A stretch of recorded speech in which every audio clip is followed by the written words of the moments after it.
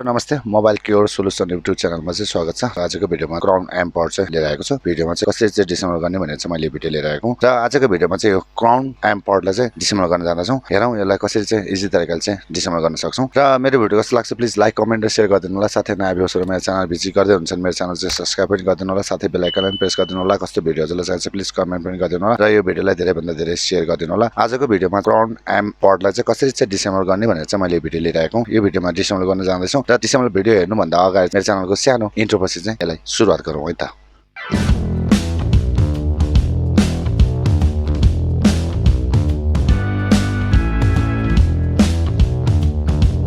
पडलाई चाहिँ डिसेम्बल गर्नुपर्ने हुन्छ। यो 1 स्टारमा चाहिँ स्क्रु हामी देखिरहेका छौँ र अरू ठाउँमा चाहिँ स्क्रु चाहिँ छैन। ट्रान्सप्यारेन्सी टाइपमा चाहिँ यो प्लास्टिकमा चाहिँ यो बढी आएको छ र साइडमा हामी देख्छौँ यहाँ लक छ, यहाँ लक छ, टु साइडमा नै लक छ र यो टु साइडमा पनि लक देख्छौँ। 1 स्क्रु मात्रै यो स्टारमा रहेको छ। म्याक्सिमम यो पडहरु चाहिँ T5 T6 लाग्दछ। 1 स्क्रु साइडमा राखौँ। रिमुभ गर्नुपर्ने हुन्छ। सर्जरी ब्लेडहरु टाइपको छ यो ओपनर यो 1 साइडमा यो 1 साइडमा छ। यसैबाट चाहिँ म यसलाई ओपन गर्दछु। काम गर्दाखेरि चाहिँ यो ग्लोभ चाहिँ लाउनु पर्ने हुन्छ किनभने काम गर्दाखेरि हाम्रो ह्यान्ड चाहिँ सेफ रहन्छ। यो साइडबाट ओपन गरेर यहाँ साइडमा लक सिस्टम छ। यो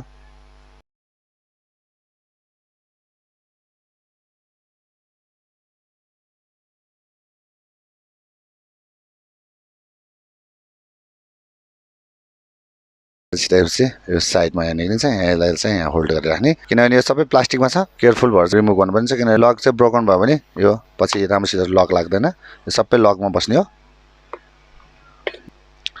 यसरी यो साइडबाट निक्ल्यो।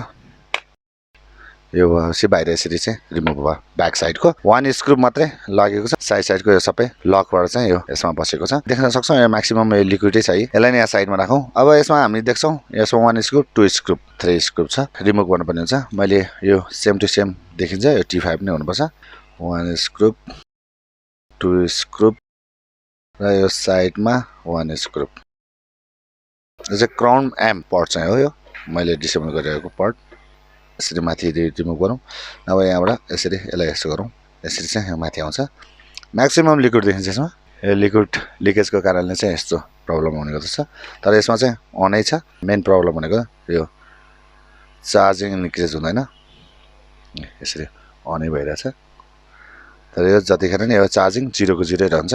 लिक्विडले गर्दाखेरि यो प्रब्लम आएको। जतिखेर ब्याट्री लो नै आउँछ। यो ब्याट्री चाहिँ यसभित्र राखेको रहेछ। बोर्ड रिमुभ गरौँ। बोर्ड रिमुभ गर्दाखेरि पनि अलिकता जटिलै छ। किन भन्दाखेरि यो पनि यसमा जोइन छ। पहिला जोइनलाई रिमुभ गर्नुपर्ने जस्तो स्थिति छ। र यो यसमा 1 स्क्रु यहाँ 1 स्क्रु 2 स्क्रु यो पनि स्टारमै छ। पावर बटन भइहाल्यो। यसले भोल्ट एडजस्ट गर्ने यहाँ राखेको छ। ब्याट्री साइडमा छ र यो माथिको पिन भइहाल्यो। डिस्प्ले चाहिँ स्मल साइजको राखेको छ। यसमा टाइप सी को चार्जिङ पोर्ट भइहाल्यो। ब्याट्री चाहिँ यसभित्र राखेको छ। टीको साइज पनि हेरौँ। बट्टाभित्र राखेको छ। र यसलाई यहाँबाट पनि रिमुभ गरेर हेरौँ। ब्याट्रीको मोडल थाहा हुन्छ। यो अलिक केयरफुल भएर गर्नुपर्छ न त ब्याट्रीमा प्रब्लम आउने गर्दछ।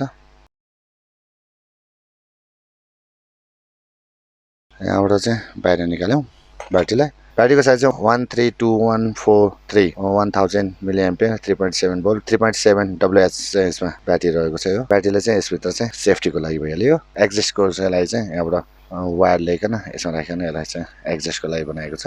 यो चाहिँ पावर अन अफ भइहाल्यो। स्मल टाइपको पिसी बोर्ड रहेको छ भने यो माथिको जुन पिनको लागि पनि एउटा स्मल पिसी बोर्ड पनि राखेको छ। यसमा क्राउन एम पडलाई चाहिँ डिसेम्बल गर्न सक्छौँ इजी तरिकाले। नयाँ भ्युअर्सहरु मेरो च्यानल भिजिट गर्दै हुनुहुन्छ मेरो च्यानल चाहिँ सब्स्क्राइब पनि गरिदिनु होला। साथै बेल आइकन पनि प्रेस गरिदिनु होला। कस्तो भिडियोजहरुलाई चाहिन्छ प्लिज कमेन्ट पनि गरिदिनु होला र यो भिडियोलाई धेरै भन्दा धेरै शेयर गरिदिनु होला। आज चाहिँ मैले यो जुन क्राउन एम पडलाई चाहिँ कसरी चाहिँ डिसेम्बल गर्ने भनेर चाहिँ मैले भिडियो लिएर आएको थिएँ र यो भिडियोमा डिसेम्बल पनि गरौँ भन्दै अर्को भिडियोमा चाँडो भेट्ने बाचा गर्दै यो भिडियोबाट चाहिँ म बिदा लिन चाहन्छु।